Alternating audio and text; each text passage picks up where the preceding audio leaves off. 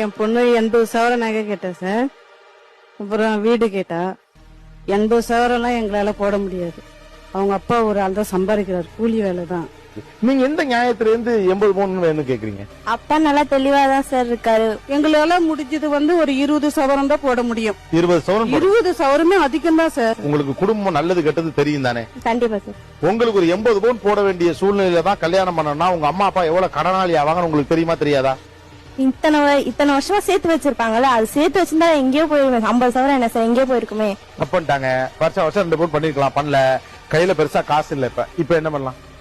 Loan எடுத்து சொல்லுங்க. Loan எடுத்தா பண்ணுறீங்க. கடனாளியானா பரவாயில்லையா?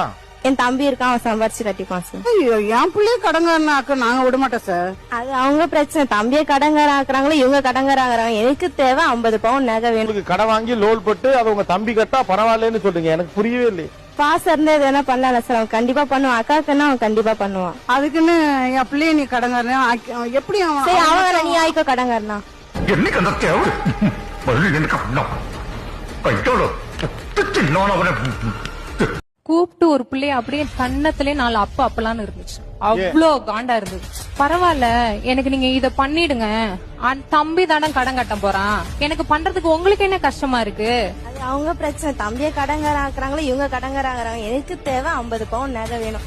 அந்த கமர்ஷியல் வீடு எனக்கு தான் வேணும்.